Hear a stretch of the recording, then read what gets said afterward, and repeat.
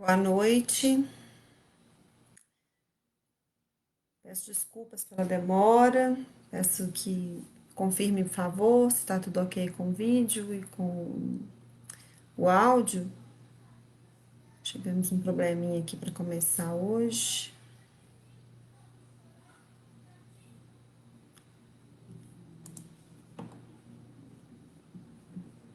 Bom, vamos começar então, né? Acelerar aqui, porque nós já atrasamos, peço perdão. Se alguém puder confirmar, por favor, que tá ok o áudio e o vídeo para todo mundo aí.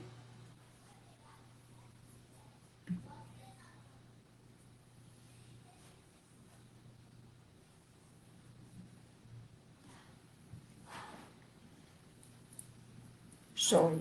Obrigada, viu?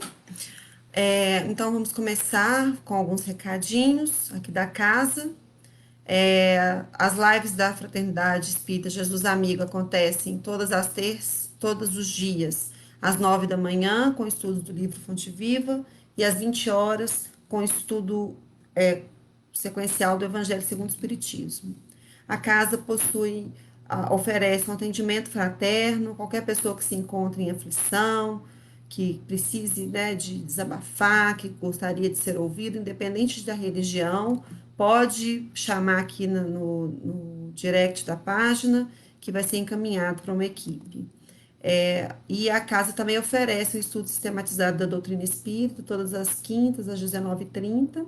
E aqueles que tiverem interesse em acompanhar, encaminhe também o contato aí, inbox, na casa. Nós vamos agora fazer a nossa prece. Se alguém quiser deixar a água para ser frutificada aí ao lado do computador, pode fazê-lo agora, que a equipe espiritual da casa está trabalhando nessa frutificação. Vamos então unir os nossos pensamentos em prece, elevar os nossos pensamentos a Jesus, para buscarmos, Senhor Jesus, buscarmos em sua esfera de vibração as influências salutares, as inspirações necessárias. Possamos buscar em Ti, Senhor, a força, a resignação e a fé que precisamos para seguirmos em nossas lutas diárias, em nosso processo de aprimoramento e de conquista de virtudes. Muito obrigada, Senhor, por essa oportunidade. Que cada um possa oferecer o que trouxe de melhor em seu coração e contribuir para o bom andamento desse momento de estudo. Assim seja, amém. Bom, vamos lá então. O tema proposto para nosso estudo de hoje está lá no capítulo 19 do Evangelho segundo o Espiritismo, que é o capítulo se chama Fé Transporta Montanhas, e especificamente hoje nós vamos falar sobre a fé religiosa e a condição da fé inabalável. Bom, então nós temos aqui na nossa proposta de reflexão hoje duas características acerca da fé. E há um certo contraponto entre dois tipos de fé, mais ou menos. Então, nós vamos aprofundar um pouco nisso. Para começarmos, nós vamos então passar pela definição do que seja fé.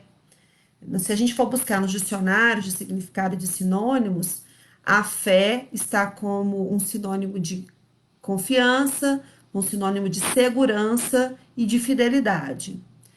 E no Evangelho segundo o Espiritismo, no item 6 desse capítulo, Allan Kardec traz para a gente que, do ponto de vista religioso, a fé consiste na crença em dogmas especiais que constituem as diferentes religiões. Todas as religiões têm os seus artigos de fé.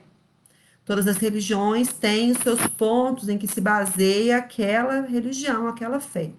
E dentro deste ponto, deste aspecto, então Allan Kardec nos define que uma fé pode ser uma fé cega ou uma fé raciocinada. A fé cega é aquela que abraça todos os dogmas, todo aquele conjunto de crenças, sem fazer nenhum tipo de juízo, sem fazer nenhum tipo de reflexão a respeito dessas crenças e desses dogmas. E abraça aquilo ali. E Allan Kardec adverte que em excesso, em demasia, a fé cega se transforma em fanatismo. Em outro ponto, e aí então essa seria a fé cega. Um outro tipo de fé é a fé raciocinada, que se baseia, então, na verdade, que se baseia, que não teme, aqui segundo as palavras de Allan Kardec, não teme o progresso das luzes. E aí ele traz uma expressão muito interessante, que dado que o que é verdadeiro na obscuridade também o é na luz. Então, a fé raciocinada é uma fé que pode ser onde é possível o questionamento, onde é possível e necessária a reflexão. Então, vamos aprofundar um pouquinho nesses pontos, né? E aí a gente começa a diferenciar que ter fé, então, não diz respeito somente a acreditar. Fé não é sinônimo de acreditar. Fé é sinônimo de confiar, de entregar-se. Fé significa esse processo que a gente faz de de entregar aquilo e de basearmos a nossa vida dentro dessa confiança em algo, dessa confiança em algum conhecimento que a gente tenha, dessa confiança em algum sentimento, em algum ideal nosso. E isso seria fé. Foi perguntado no livro Consolador para Emmanuel se poderia se definir o que é ter fé.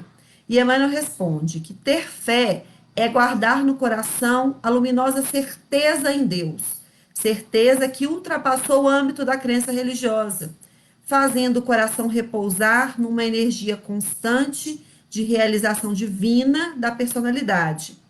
Conseguir a fé é alcançar a possibilidade de não mais dizer eu creio, mas afirmar eu sei, com todos os valores da razão tocados pela luz do sentimento. E aí a gente pode continuar confundindo essas duas ideias, mas eu acho que é a mesma coisa. No fundo, acreditar e confiar é a mesma coisa. Mas nós vamos trazer aqui uma historinha para ilustrar um pouco essa diferença. É contado que havia um alpinista que decidiu, que era acostumado com desafios e acostumado com subidas que fossem arriscadas, né? E ele se propôs, então, em um determinado momento da sua vida, a escalar sozinho um monte numa região muito fria, sem nenhuma companhia, né? Não tinha apoio, ele ia enfrentar isso sozinho. Mas a subida foi muito mais difícil do que ele havia planejado. O dia já estava chegando ao fim.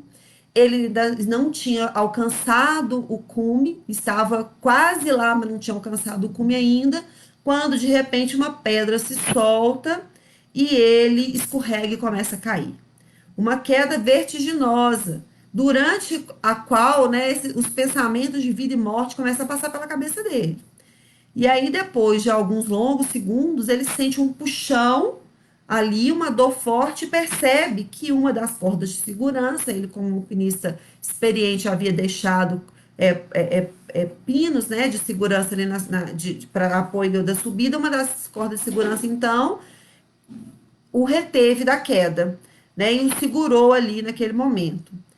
Depois de passar daquele alívio, né, de ter parado de cair, ele percebeu que não podia ficar ali daquela maneira pendurado. Era uma noite muito fria, ele não tinha nenhuma ferramenta, nenhum equipamento para se aquecer e nada para poder pedir ajuda também naquele momento. Ele estava ali abandonado, vamos dizer assim. E nesse momento, então, ele começa a rogar a Deus que o apoiasse. Ele começa, então, a pedir a Deus: meu Deus, me ajude, Senhor, me ajude. Boa noite, Edson, boa noite, Felipe.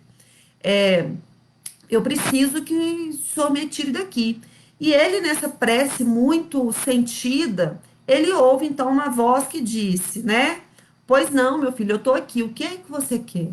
E ele disse: Senhor, eu preciso que o Senhor me salve, salve minha vida. E aí ele fala assim: você quer que eu te salve? Então corte a corda. E aí, naquele momento, ele leva um choque, né? Assim, para as lágrimas, ele toma um choque, mas eu não posso cortar a corda é o que está me segurando. Se eu cortar a corda, eu vou cair.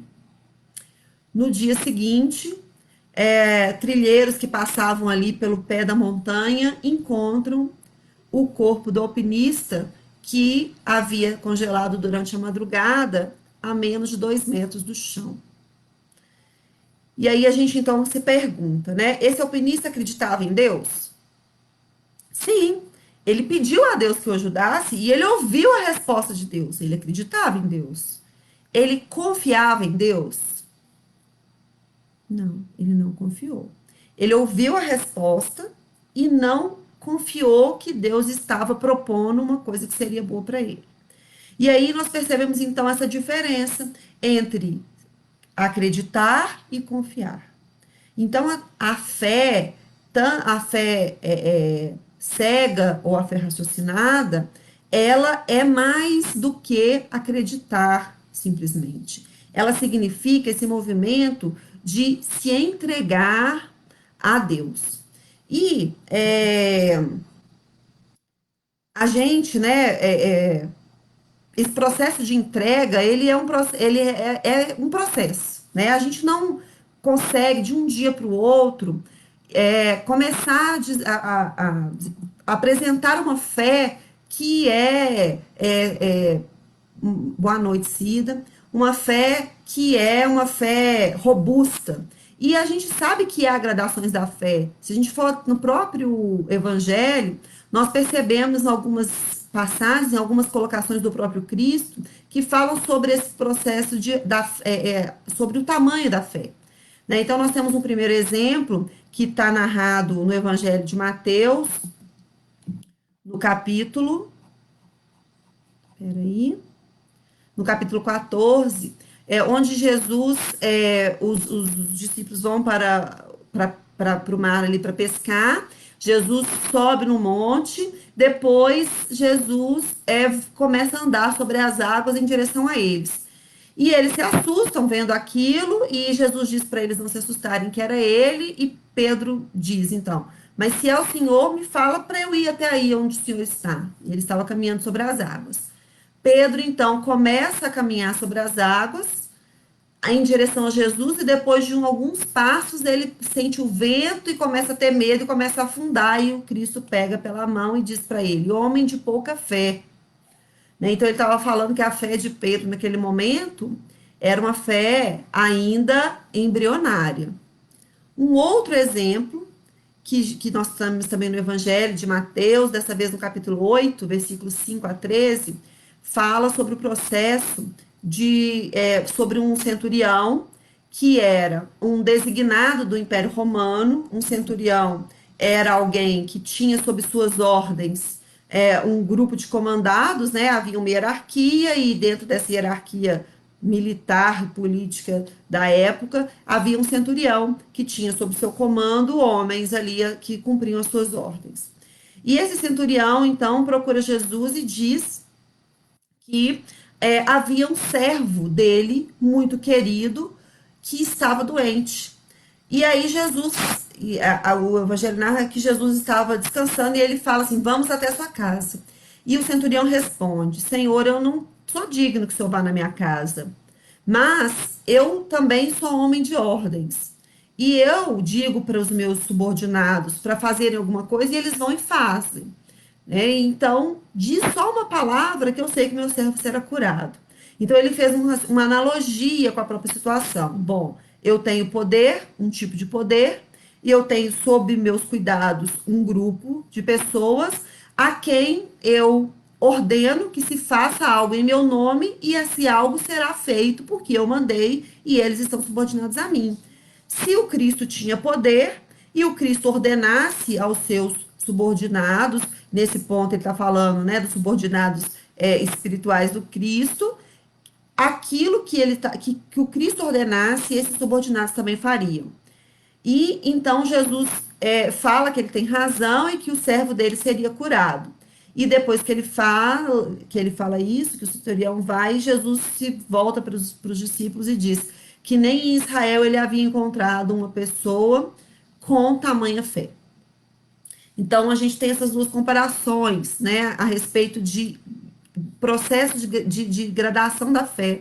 E nós podemos perceber um comportamento muito peculiar do centurião, que foi um comportamento de raciocinar sobre a fé.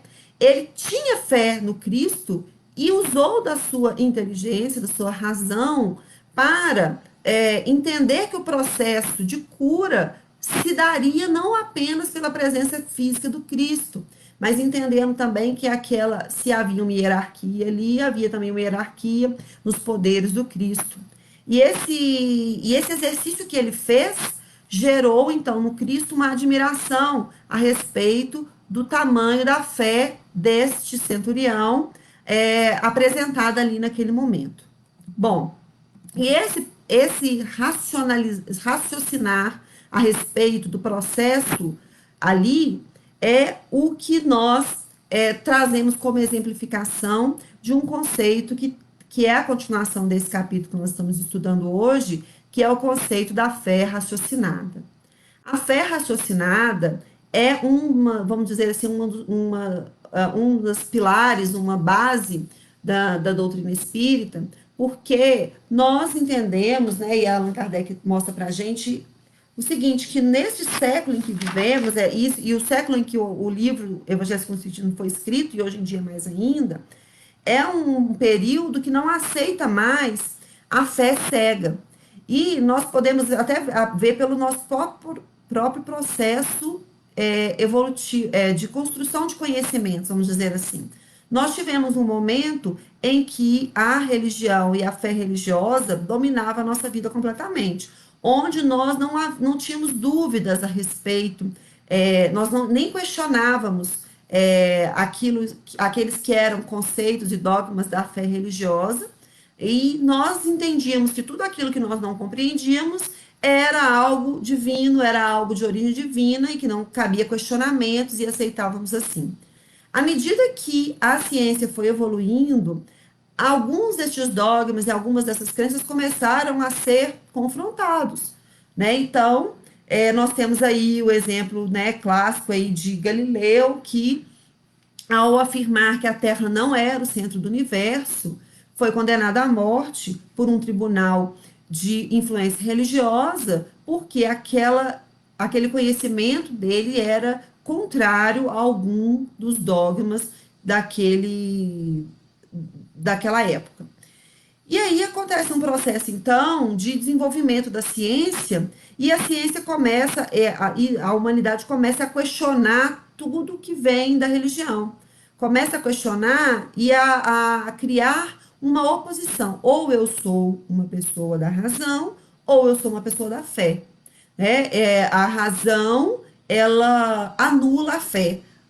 Somente as pessoas crédulas e, vamos dizer assim, as pessoas pueris, né, são crentes, né, acreditam e põem as suas energias na fé. Aquele que é culto, estudado, cientista, não combina, né, ela não consegue conciliar as duas questões de razão e fé. Bom, a doutrina espírita traz para a gente, então, um conceito ampliado a respeito disso, a respeito do que seja essa. Por quê? Porque nós temos, dentro dos conhecimentos que a doutrina traz, um deles diz que tudo advém de Deus, tanto as leis físicas, as leis naturais, que regem o movimento dos astros, que regem a nossa vida, quanto as leis morais que regem que regem o nosso ser, né, a nossa alma, o nosso espírito. Sendo as duas originadas em Deus, elas não podem ser antagônicas, elas hão de se harmonizar. E se nós não compreendemos o processo de harmonização na totalidade, é porque nós ainda não compreendemos o processo. Não é porque eles são contraditórios. E nós começamos a encontrar, então, os pontos de intercessão. E a fé que havia se distanciado da razão volta a congruir, né? Uma volta a se encontrar com a outra e deixam de ser, então, ideias opostas, né? E isso é o que nós. E aí a gente chega, né? E aí a gente chega num ponto que, para crer, não basta ver. A gente precisa, sobretudo, compreender. Não é mais dito para a gente, acredite porque é assim, porque alguém te disse que é assim. Nós passamos a raciocinar, a fazer ligações entre os conhecimentos, nós passamos a raciocinar a respeito desses conhecimentos que nós vamos recebendo e vamos vendo que não há contradições entre as leis da ciência e as leis morais, que as duas são totalmente, inclusive né, nos nossos estudos a respeito dos pontos a respeito do cristianismo, da doutrina espírita, quantos exemplos nós usamos que não são tirados da própria natureza, que está dentro da parte das leis físicas, né? O próprio Cristo, os exemplos que ele nos trazia sobre o grão de mostarda, né? Sobre o joio e o trigo, ele trazia exemplos da natureza para mostrar que não cai uma olhar os lírios do campo, né? Que não tecem e mesmo assim são vestidos com glória, né? Mais ou menos isso que está lá no Evangelho de Mateus. E são mostrando que não há uma diferença, que tudo isso é criação de Deus e que, portanto, conhecer. E aí tem um cientista, né, o Pasteur, que diz que um pouco de ciência nos afasta de Deus, mas muita ciência nos reaproxima, porque a gente passa desse estágio de não compreender como é que as coisas se encontram até o momento que a gente supera esse patamar e volta, então, a perceber, né, que tudo está dentro de uma mais perfeita ordem e harmonia e que tudo, então, está dentro de uma mesmo força que mantém os mundos, né, das ideias e dos sentimentos e o mundo da matéria, o mundo da energia, das forças que regem aí a natureza em harmonia. E este processo de encontro, de conciliação entre a fé e a razão, né, é a condição que Allan Kardec diz para que haja uma fé inabalável. Porque a fé cega, a fé que não se baseia na razão, à medida que algum ponto dela é questionado e não há um embasamento a respeito daquilo, a pessoa então titubeia. E é por isso que há um processo, que houve um processo, né, muito grande de distanciamento da religião, porque as religiões não foram capazes de acompanhar o progresso do conhecimento humano, o progresso da ciência, e as pessoas começaram a ver, então, que determinados dogmas e determinadas crenças não se sustentavam, né? E aí, mas, por outro lado, à medida que nós superamos isso e nos abrimos para conhecer as leis divinas, nós, então, encontramos um novo patamar de fé, que é uma fé inabalável, que é uma fé baseada num conhecimento, não apenas creio, e eu agora sei que é assim, eu sei que há uma força, eu sei, porque eu construí esse conhecimento. Eu vou ter que pedir desculpa para vocês que eu preciso pegar o cabo aqui do meu notebook, está acabando a bateria.